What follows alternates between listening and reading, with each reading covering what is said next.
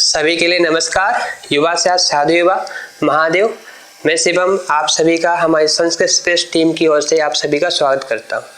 जैसा कि आप सभी को पता है कि इस बार हम फिर से CUET PG 2024 के लिए फिर से प्रिपरेशन करा रहे हैं, तो उसी के प्रसंग में आज हम जिन विषयों पर चर्चा करने वाले हैं तो उनको देखते हैं।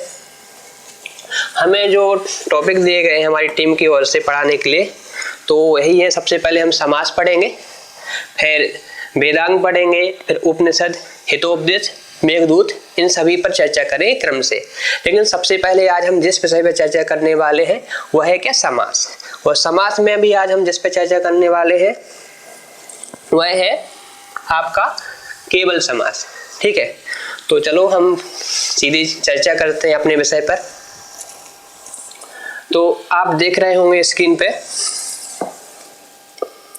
सबसे पहले हम यह जानते हैं कि समास कहते किसको हैं। समास कहते किसे हैं, तो समास से पद है बनता कैसे है, तो सम उपसर्ग पूर्वक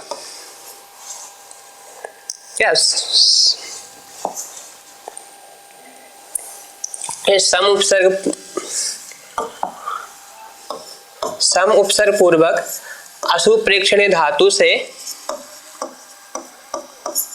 जब हम घाय प्रत्यय करते हैं, क्या करते हैं, घाय प्रत्यय करते हैं, तो ये समास पद क्या होता है, निष्पन्न होता है, जिसका अर्थ होता है संक्षेप करना। क्या होता है, संक्षेप करना। ठीक है, यही क्या कहलाता है, समास कहलाता है। जैसे कि यहाँ पे लिख रहे हैं कि समसनम समासा, समसनम समासा, समसनम अर्थात कि संक्षेप करना ही क्या कहलाता है, समास कहलाता है। जब दो पद या बहुत सारे पदों को हम संक्षेप में एक पद बनाते हैं तो वही क्या कहलाता है, समास कहलाता है। कह रहे हैं कि बहुनाम पदानाम मिलित्वा एक पद भवनम समासा, बहुनाम पदानाम मिलित्वा, बहुत सारे पदों को मिला करके जब एक पद भवनम, जब एक पद बनाया जाता है तो वही क्या कहलाता है, समास कहलाता है। जैसे देखते हैं, पंचगावो धनम यस्य, क्या है, पंचगावो धनम यस्य, तो इसमें कितने पद हैं, 3 पद हैं, पंच गावो धनम यस्य, तो यहाँ पे फिर क्या पंचगोधना बनेगा, और एक पंचगोधना एक पद हो जाएगा। बहुत पदों को मिला करके जो पंचगोधना एक पद बनाएगा वो क्या कहलाएगा, समास कहलाएगा। जैसे 2 पद में देखते हैं, राज्ञः पुरुषा क्या बनेगा, राजपुरुषा बनेगा, तो यह भी क्या है, समास है। देखते हैं, और इसके आगे बता रहे हैं कि समासा पंचधा, समास जो सामान्यतः कितने प्रकार का होता है, तो वह होता है 5 प्रकार का समास होता है। ठीक है, 5 प्रकार का समास होता है कि समासा पंचधा। वो कौन कौन से 5 प्रकार हैं, तो सबसे पहले बता रहे हैं कि सबसे पहला समास होता है केवल समास। क्या है, पहला समास है केवल समास। दूसरा समास कौन सा है, दूसरे नंबर का समास जो आता है वो होता है अव्ययी भाव समास। और तीसरे नंबर पे आता है वह होता है तत्पुरुष समास। ठीक है, और तत्पुरुष का भेद ही कर्मधारय होता है, कर्मधारय का भेद द्विगु होता है। ठीक है, और जो चौथे नंबर का समास है यहाँ पे बहुब्रीहि समास है, और पंचम नंबर का क्या है, द्वंद्व समास है। तो हम सभी को क्रम से अभी देखते हैं। तो सबसे पहले बात कर रहे हैं केवल समास की। किसकी बात कर रहे हैं, केवल समास की। तो केवल समास क्या है, तो केवल समास को कह रहे हैं कि सा मतलब केवल समास, विशेष संज्ञा विनिर्मुक्तः केवल समासा, कि विशेष संज्ञाओं से जो क्या होता है, विनिर्मुक्त होता है। कि विशेष संज्ञा क्या है, यही है विशेष संज्ञा है कि अव्ययी भाव है, तत्पुरुष है, बहुब्रीहि है, द्वंद्व है, यही सब क्या विशेष संज्ञाएं। जिनमें विशेष संज्ञाएं नहीं होती है, जो विशेष संज्ञाओं से जो विनिर्मुक्त होता है वह क्या कहलाता है, केवल समास कहलाता है। क्योंकि इसकी कोई विशेष संज्ञा इसको नहीं दी जाती, इसको कोई विशेष नाम नहीं दिया जाता है, इसलिए ही क्या कहलाता है, केवल समास कहलाता है। अभी इसको हम पढ़ेंगे, अभी हम इसको केवल सामान्य रूप से देख रहे हैं इसका अर्थ। उसके बाद है प्रायण, प्रायण पूर्व पदार्थ विधानो अव्ययी भाव द्वितीय। दूसरे नंबर पे जो समास है क्या है, वो अव्ययी भाव है। अव्ययी भाव किसको कहते हैं, तो कह रहे हैं कि प्रायण, प्राय क्या होता है इसमें, पूर्व पदार्थ विधाना। पूर्व पद से अर्थ क्या होता है, पदार्थ होता है, कि पूर्व पद का जो अर्थ है वह प्रधान होता है, जिसमें वह क्या कहलाता है, अव्ययीभाव समास कहलाता है। जैसे देखते हैं, जैसे है अधिहरि, जैसे क्या है अधिहरि है, अधिहरि, अधिहरि में जो अधि का जो अर्थ क्या है, अधिकरण, जो विभक्ति अर्थ में जो यहाँ पे समास होता है, तो यहाँ पे जो अधिकरण अर्थ है अधि का, वही क्या होता है यहाँ पे प्रधान होता है। हरि शब्द का अर्थ यहाँ पे प्रधान नहीं होता है। तो प्रायः देखा जाता है कि जिसमें क्या है पूर्व पद के अर्थ, पूर्व जो पद है, पूर्व पद का जो अर्थ है वह है जिसमें प्रधान होता है, ठीक है, वही क्या कहलाता है अव्ययीभाव। दूसरा देखते से अनुविष्णु है, ठीक है, विष्णु हो पश्चात अनुविष्णु, यहाँ पे भी क्या पश्चात अर्थ, जो अनु पूर्व में जो पद है उसका अर्थ पश्चात है, वही अर्थ क्या होता है प्रधान होता है। ये क्या कहलाता है अव्ययीभाव समास कहलाता है, ठीक है।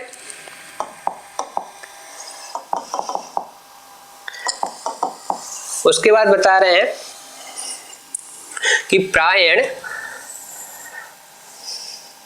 उत्तर पदार्थ प्रधाना तत्पुरुषस्थितिया, कि प्रायः जिसमें क्या होता है उत्तर पदार्थ, उत्तर पद के अर्थ, उत्तर पद का जो अर्थ है वह जिसमें प्रधान होता है वह क्या कहलाता है तत्पुरुष समास होता है, ठीक है।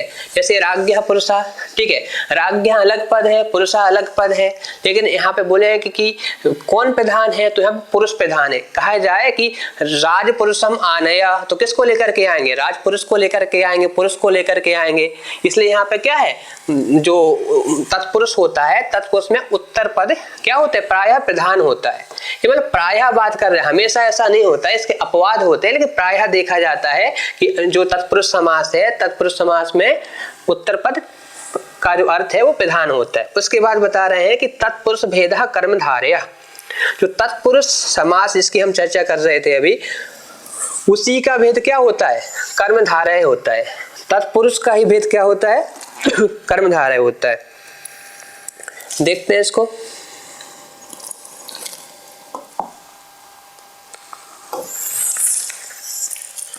जाओ तुम लोग,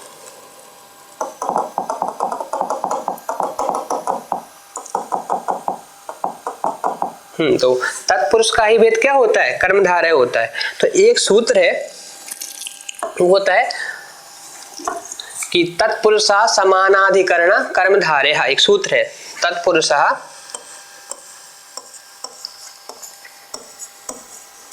तत्पुरुषः समानाधिकरण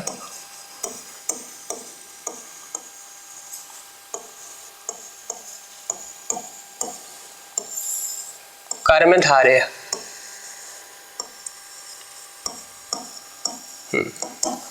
ये बोलता है कि ऐसा तत्पुरुष समास जो क्या हो समान अधिकरण हो, जिनका मतलब समान विभक्त्यंत हो, तो समान विभक्त्यंत वाला जो तत्पुरुष समास है वही समास क्या कहलाने लगता है कर्मधारय कहलाने लगता है। जैसे लिखते हैं नीलम उत्पलम, नीलम उत्पलम है, जैसे नीलम उत्पलम, नीलम उत्पलम में ये क्या है दोनों के दोनों पद जो है, दोनों के दोनों पद ये क्या समान विभक्त्यंत है, मतलब पिथमांत है, इसलिए क्या कहलाएगा कर्मधारय समास कहलाएगा, ठीक है। हमें बस इतना समझना है कि तत्पुरुष का ही भेद कर्मधारय होता है, और कर्मधारय कौन होता है जहां पर समान विभक्त्यंत पद होते हैं, तत्पुरुष में जो समान विभक्त्यंत पद है वहां पे जो होने वाला समास है वही क्या होता है कर्मधारय समास होता है। इसके आगे देखते हैं, उसके आगे बता रहे हैं कि कर्मधारय भेदो दिगु, और कर्मधारय का ही भेद क्या होता है दिगु समास, कर्मधारय का ही भेद क्या होता है दिगु होता है। क्या होता है कि एक सूत्र है तद्धितार्थोत्तर पद समाहारे च, ठीक है, उस सूत्र के द्वारा जहां पे समास हुआ हो, ठीक है, और जहां पे संख्या पूर्व में हो, ठीक है, तो वो ऐसा समास क्या होता है द्विगु समास होता है, ठीक है। जैसे है कोई भी ले लो, जैसे पंचानाम गवानाम समाहारः, ठीक है, तो पंचानाम गवानाम समाहारः, तो पंचगुहा जो बनेगा वहां पे क्या होगा द्विगु समास होगा, ठीक है। इसका एक अपवाद भी होता है, जैसे कहीं कंफ्यूजन हो तो एक नदी विश्चा सूत्र है, वहां पे यदि नदी वाचक के साथ यदि समास होता है और यदि संख्या पूर्व में हो तो वहां पे द्विगु नहीं होता है, वहां पे क्या होता है वहां पे होता है अव्ययीभाव। लेकिन सामान्यतः क्या हो जहां पे नदी वाचक नहीं है और संख्या पूर्व में हो या तद्धितार्थ पद समाहारे चा सूत्र है, उसके द्वारा जो समास होता है वही क्या कहलाता है? द्विगु समास कहलाता है। ठीक है, इसके आगे देखते हैं। इसके आगे बता रहे हैं कि प्रायण अन्य पदार्थ पिधाना बहुव्रीहि चतुर्था, कि जहां पे प्राय क्या होता है? अन्य पदार्थ क्या होता है? पिधान होता है। ऐसा समास होता क्या होता है? ऐसे समास को कहते हैं बहुव्रीहि समास। जैसे क्या? इसका एग्जाम्पल है, जैसे कि पीतम अंबरम यस्य सा पीतांबरा, कि पीले कपड़े हैं जिसके।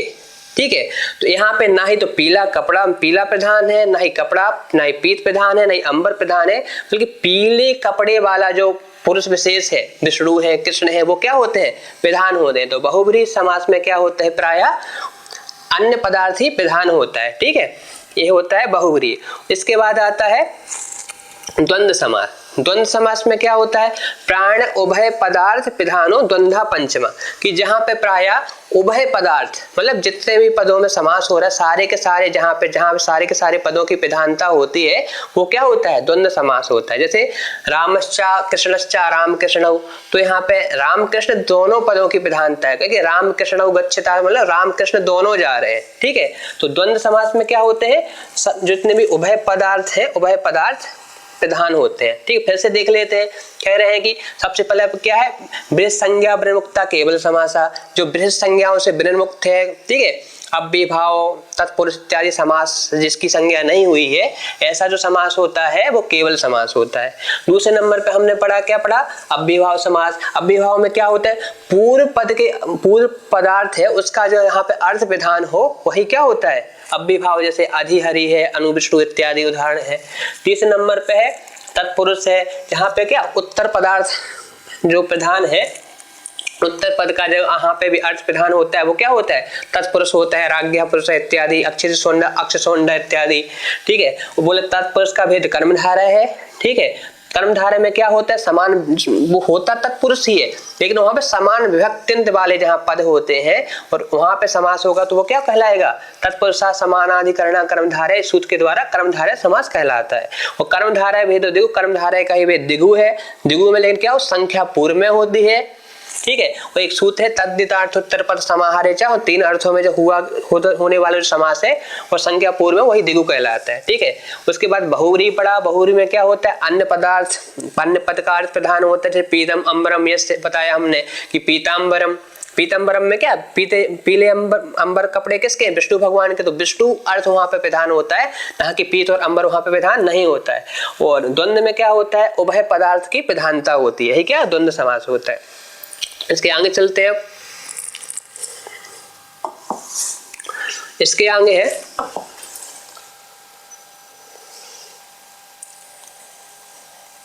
इसके आगे बता रहे हैं कि अच्छा ये गिना रहे हैं कि समासों का फिर से बोल रहे हैं। जैसे कोई एक सेवक इत्यादि है, कोई भी भिक्षुक है, राजा के पास जाता है। राजा के पास जाकर के जो कहता है उसी में समासों का नाम आ जाता है। श्लोक के माध्यम से बता रहे हैं कि द्वंद्वोस्मि दिगुरपि च गृहे च मे सततम अव्ययभावः तत्पुरुष कर्मधारया येनाहं स्याम बहुव्रीहि। वो वहां पे जाके सेवक राजा से कहता है कि मैं क्या हूँ? द्वंद्वोस्मि। क्या हूँ? द्वंद्वोस्मि, कि मैं द्वंद्व हूं, मतलब मैं अकेला नहीं हूं, मेरे साथ मेरी क्या है? भार्या भी है, मतलब उसका भी मुझे भरण पोषण करना है। और दिगुरपि, दिगु से लेंगे कि और दिगुरपि मतलब उसके पास बैल घोड़े इत्यादि है तो उनको भी खिलाना पिलाना पड़ता है, उनकी सेवा करनी होती है, उसके लिए भी धन चाहिए। दिगुरपि। और गृहेचा में सततम अव्ययभाव, गृहेचा मेरे, मैं मतलब मेरे गृह में क्या होता है? सततम मतलब हमेशा क्या है? अव्ययभाव, हमारे पास पैसा नहीं, हमेशा क्या? धन का अभाव होता है, खर्चा का अभाव होता है। ठीक है, अव्ययभाव हो गया। और बोले इसलिए हे राजन, हे तत्पुरुष, हे महान पुरुष, तत्पुरुष राजा को बोल रहे हैं कि कर्मधारय, कोई ऐसा कर्म विधान करो, कुछ ऐसा हमें प्रदान करो जिससे क्या हो जाए? येनाहं स्याम बहुव्रीहि, जिसके कारण मैं क्या हो जाऊं? मैं बहुव्रीहि हो जाऊं, मतलब बहुत संपत्ति से युक्त हो जाऊं, मेरे पास बहुत सारी व्रीहि हो जाए, बहुत सारी संपत्ति आ जाए। तो इस श्लोक में समास के नाम आ जाए। द्वंद्व आ गया, दिगु आ गया, ठीक है, अव्ययीभाव भी आ गया, तत्पुरुष आ गया, कर्मधारय आ गया, बहुव्रीहि आ गया। ठीक है, एक काव्य मीमांसा में राजशेखर ने इस श्लोक का उल्लेख किया है। अब देखते हैं, सबसे पहले हमने कौन पढ़ा था, केवल समास पढ़ा था। तो केवल समास पढ़ते हैं। बोल रहे हैं कि तत्रादौ केवल समासा। सबसे पहले किसको पढ़ने जाना, केवल समास।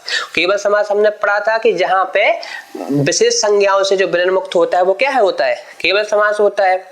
और सबसे पहले एक सूत्र आ रहा है समर्था पद विधि। समर्था पद विधि, समर्था पद विधि क्या है, एक परिभाषा सूत्र है। क्या है, परिभाषा सूत्र। जब हम पद की विधि करने जा रहे हैं तो ये आ जा रहा है, बोल रहा है कि जो पदों पद संबंधी जो विधि होती है, पद संबंधी जो भी कार्य होते हैं वो पद संबंधी जो विधि सा समर्थाश्रितो बोध्या, वो समर्थ के आश्रित होते हैं। ठीक है, उनमें सामर्थ्य होना चाहिए, तभी क्या होगा, समास उनमें होगा। पद संबंधी विधि वही होगी जहां पे क्या समर्थ हो, सामर्थ्य में होता है। और सामर्थ्य कितने प्रकार का होता है, तो बोला 2 प्रकार का होता है। विपेक्षा भाव सामर्थ्य होता है और एक एकार्थी भाव सामर्थ्य होता है। विपेक्षा भाव सामर्थ्य कहाँ होता है, वाक्यों में।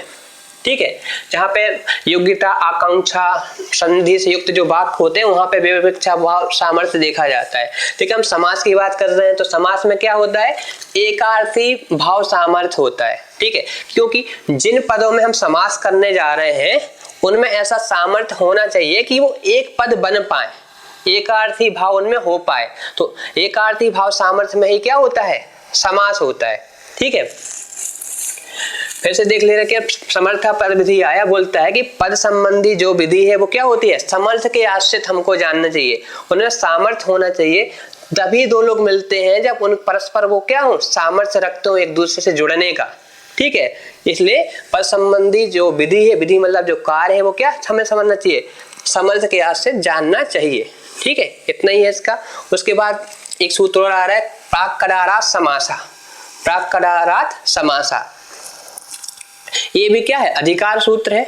और इसका जो प्राक्कडारात् समासा के जो क्रम है, संख्या है अष्टाध्यायी में, वो है 2 1 3। तो 2 1 3 से जो कडारा कर्मधारय है उसकी संख्या है 2 2 38। तो यहाँ पर यहाँ के प्राक मतलब 2 2 37 तक इसका अधिकार चलता है।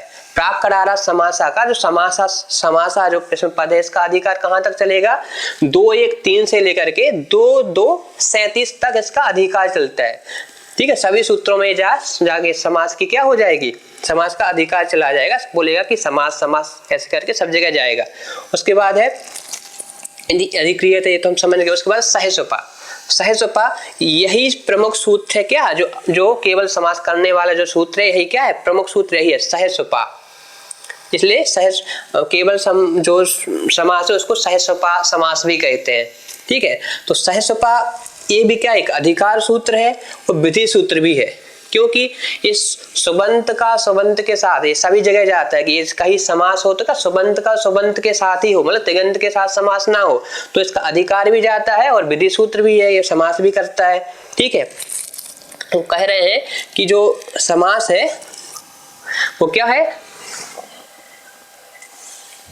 सहस्वपा कहता है कि सुप सुपा सहवा समस्यते, सुप सुपा सहवा समस्यते, मतलब यहाँ पे तदंत विधि हो जाती है।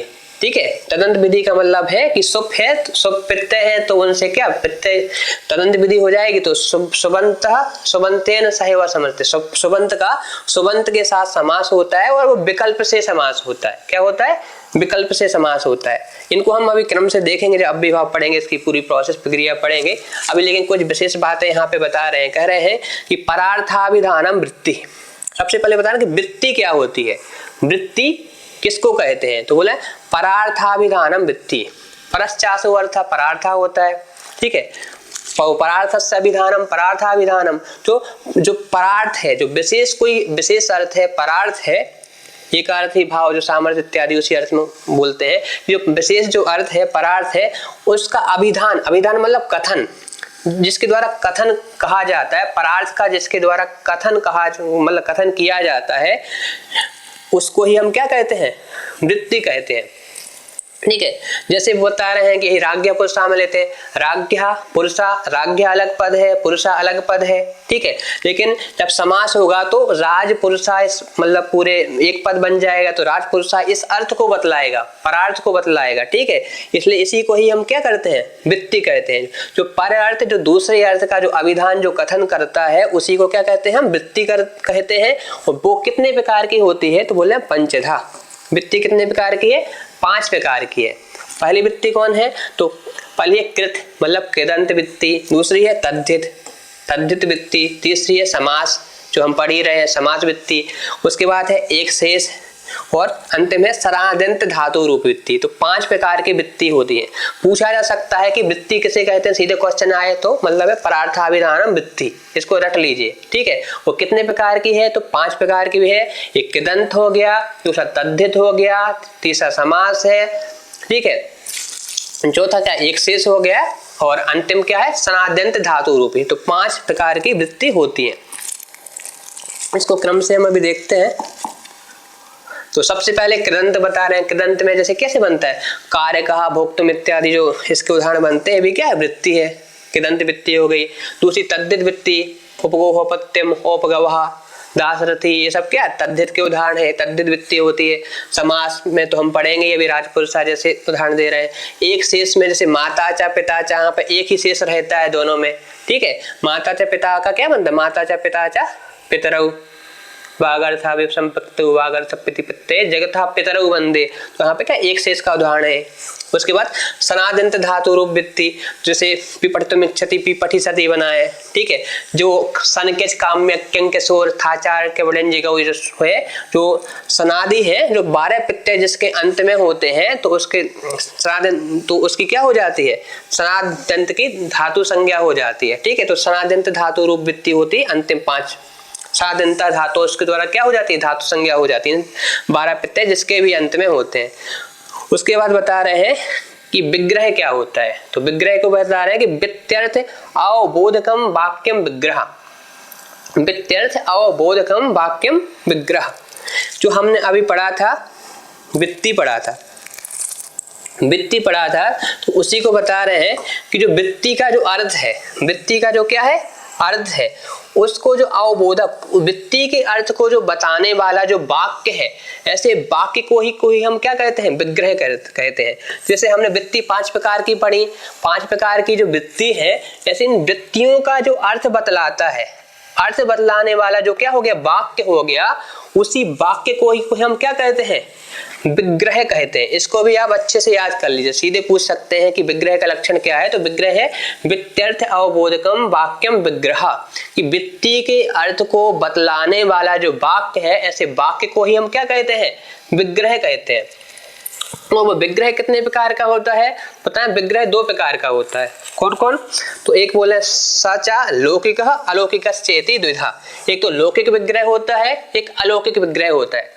लौकिक विग्रह कौन होता है, जिसका हम लोक में प्रयोग करते हैं, वो क्या होता है, लौकिक विग्रह होता है। जिसका हम लोक में प्रयोग नहीं करते हैं, केवल हम अपने शास्त्र में प्रयोग करते हैं, ठीक है, अपनी क्रिया की सिद्धि के लिए, तो वो होता है अलौकिक विग्रह होता है। जैसे राज्ञ पुरुष है, कि हम लोक में प्रयोग भी करते हैं इसका, तो इसलिए ये लौकिक विग्रह है। लेकिन जैसे राजन गस और पुरुषु करेंगे, उसका हम लोक में तो प्रयोग नहीं करते, इसलिए वो क्या है, अलौकिक विग्रह है, ठीक है। तो इसको आप समझिए अच्छे से। इसके आगे इसको बता रहे हैं,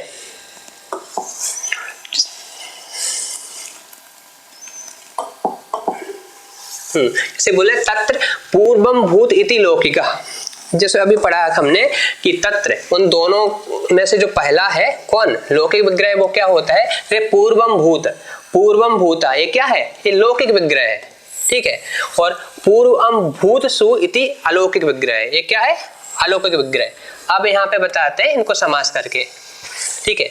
जैसे अभी हमने पढ़ा था कि हम सबसे पहले सूत्र पढ़ा सहसुपा, क्या पढ़ा था, सहसुपा। सहसुपा सूत्र क्या कहता है कि सुबंत का सुबंत के साथ समास होता है विकल्प से, और क्या कहलाता है, केवल समास कहलाता है। तो उसी का हम विग्रह करके बता रहे हैं सबसे पहले कि पूर्वम भूत, पूर्वम भूता ये क्या है, आपका लौकिक विग्रह हो गया। और जब इसका हम अलौकिक विग्रह क्या करेंगे, तो अलौकिक विग्रह करें पूर्व अम भूत सु, ये क्या हो जाएगा, अलौकिक विग्रह हो जाएगा। और सहस्वपा से यहाँ पे क्या हो जाएगा, समास हो जाएगा। अब सहस्वपा से समास हो गया। अब समास होने के बाद क्या होगा, समास होने के बाद एक सूत्र आता है, अब पढ़े होंगे आप सभी, कित तद्धित समासाश्च। कित तद्धित समासाश्च क्या बोलते हैं, किदंत की, तद्धित की और समास की, इन तीनों की क्या होती है, प्रातिपदिक संज्ञा होती है। तो समास सहस्वपा के द्वारा यहाँ पे समास हो गया, और समास हो गया तो इस तद्धित समासाश्च के द्वारा किसकी क्या हो जाएगी, इसकी प्रातिपदिक संज्ञा हो जाएगी। पूर्व अम भूतसु, इसकी क्या हो जाएगी, इसकी प्रातिपदिक संज्ञा हो जाएगी।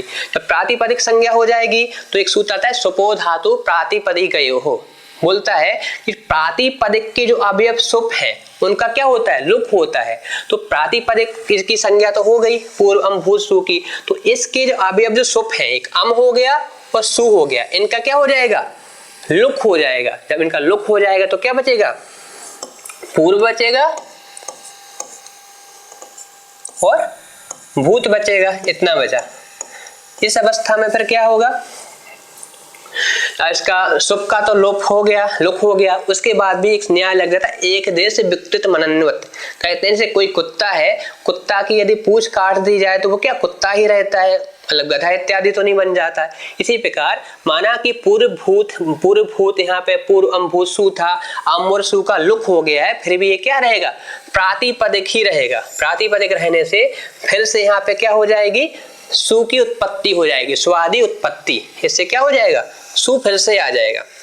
सु तो आएगा, लेकिन उसके पहले एक काम करेंगे, इनमें डिसाइड करना है हमको कि पहले पूर्व को रखें अथवा भूत को रखें, पहले भूत को रखें अथवा पूर्व को। तो आगे हम एक सूत्र पढ़ेंगे, एक सूत्र आता है कि प्रथमानिष्टम समासोपसर्जनम, प्रमुख सूत्र यही है, कहता है कि समास शास्त्र है, जो भी समास शास्त्र मतलब समास जो सूत्र है, समास करने वाला जो सूत्र है, उसमें जो प्रथमांत पद है, प्रथमांत पद के द्वारा निर्दिष्ट जो भी है उसकी उपसर्जन संज्ञा होती है। और उपसर्जनम पूर्वम कहता है कि जिसकी उपसर्जन संज्ञा हुई है उसको पूर्व में रखेंगे। तो सहस्वपा में देखेंगे तो सुप जो क्या है, प्रथमांत है। तो लेकिन सुप तो प्रथमांत है, लेकिन पूर्व भूत में सुबंत कौन है, तो दोनों के दोनों है। तो क्या इन दोनों को पूर्व में रखें या फिर एक बार पूर्व को रखें एक बार भूत को रखें, ऐसा कोई नियम न होने के कारण ऐसे एक पाणिनि जी का निर्देश है यहाँ पे, वो है कि भूतपूर्व चरट, भूतपूर्व चरट एक सूत्र बनाया पाणिनि जी ने। उन्होंने उसमें क्या किया है, भूत को पहले रखा है, भूत को पहले रखा है, इसलिए हम यहाँ पे क्या करेंगे, भूत को पहले रखेंगे पाणिनि जी के निर्देश के अनुसार। इसलिए बनेगा भूत पूर्व, भूतपूर्व ऐसा बनेगा, ठीक है। अभी क्योंकि भूतपूर्व रहेगा वहां पे, जब सु है तो सु को हम रुत्त विसर्ग कर देंगे और भूतपूर्व बन जाएगा। जब एकत्र की कक्षा में लाएंगे सु तो भूतपूर्व बन जाएगा। इसके रूप चलेंगे राम की तरह, भूतपूर्व भूतपूर्व भूतपूर्व ऐसे इत्यादि, ठीक है।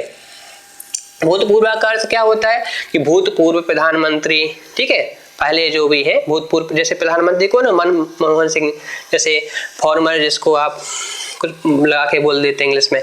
उसके बाद है दूसरा वार्तिक आ रहा है, मतलब केवल समास करने के लिए ही, कि इवेन समासो विभक्ते लोपश्च, इवेन समासो विभक्ते लोपश्च। ये कहता है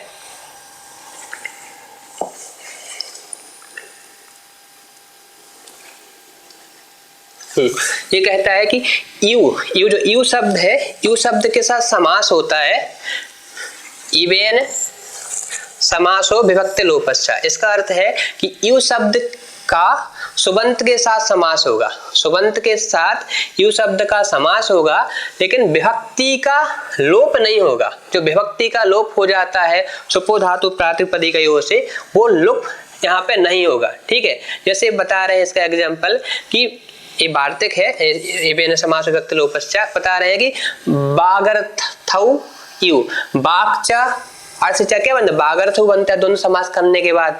अब इसका हम लौकिक विग्रह करेंगे, इनका बागर्थौ यू, ये क्या हो गया, लौकिक विग्रह हो गया। और बागर्था औ यू, ये क्या हो जाएगा, अलौकिक विग्रह हो जाएगा। अलौकिक विग्रह हो गया और इसी से इवेन समासो विभक्त लोपश्चा से समास हो जाएगा, क्योंकि ये बोल रहा है कि यू शब्द के साथ, तो यू शब्द हो गया यू, ये है। और सुबंत क्या हो गया, बागर्थ हो गया, इन दोनों का समास हो जाएगा। दोनों का समास हो जाएगा तो सुपो धातु प्राधिकरण से औ का लोप होना चाहिए था, लेकिन बोल दिया कि उसका हमें विभक्ति का लोप नहीं करना है, तो विभक्ति का लोप नहीं करेंगे। जब विभक्ति का लोप नहीं करेंगे तो हम पहले विद्धि रचि से विद्धि प्राप्त होगी, नादिचि से निषेध होगा, फिर से विद्धि रचि से हम क्या कर देंगे, वृद्धि करें, तो बागर्थौ यू में क्या करेंगे, वृद्धि करेंगे। वृद्धि करेंगे तो क्या बन जाएगा, बागर्थौ यू, क्या बन जाएगा, बागर्था औ यू है, यहाँ पे वृद्धि कर देंगे यहाँ पे, तो क्या बनेगा, बागर्थौ यू बन जाएगा। ऐसे ही बागर्थौ यू बन जाएगा। तो सूत्र है आपका एचो एवा याभा, उससे आप आओ आदेश करेंगे, मिला देंगे और क्या बन जाएगा, बागर्था विव बन जाएगा। ठीक है, जैसे कि कालिदास ने इसका पहले ही अपने मंगलचरण में प्रयोग किया है, बागर्था विव संपृक्तौ बागर्थ प्रतिपत्तये जगतः पितरौ वंदे पार्वती परमेश्वर। तो यहाँ पे पूछा जाए कि बागर्थ विव में कौन सा समास है, तो यहाँ पे है केवल समास है। तो किस सूत्र, किस वार्तिक के द्वारा है, तो इवेन समासो विभक्त लोपश्चा के द्वारा यहाँ पे समास हुआ और विभक्ति का यहाँ पे लुक नहीं होता है। ठीक है, तो आज हमारा ये हुआ केवल समास और ये हमारी आज पहली क्लास है। आपको इसमें जहां भी कहीं समझ में ना आ रहा हो, जहां में भी प्रॉब्लम आ रही हो, आप लोग कमेंट करके बताएं, क्योंकि आने वाली जो वीडियो है उसमें हम सुधार करेंगे, समझें कि कहाँ पे किसको, क्योंकि हमें नहीं पता है कि लोगों को अभी मतलब कितना समझ में आ रहा है कितना नहीं, क्योंकि बहुत सारे तो परंपरा से पढ़ के आते हैं, उनको तो सब चीज़ें आती हैं पहले से, लेकिन जो मॉडर्न होते हैं, मॉडर्न जो कॉलेजों से पढ़ के आते हैं, शायद वो उतना नहीं पढ़े रहते हैं। तो जहाँ पे जिसको भी प्रॉब्लम आ रही है तो वो कमेंट करके बताएं, हम उन चीज़ों को सुधारने की कोशिश करेंगे और अगली क्लास में कोशिश करेंगे सभी को सब चीज़ें समझ में आए। ठीक है, तो अगली क्लास में हम मिलते हैं अगले वीडियो के साथ। तब तक के लिए सभी के लिए नमस्कार। युवा साधु युवा महादेव।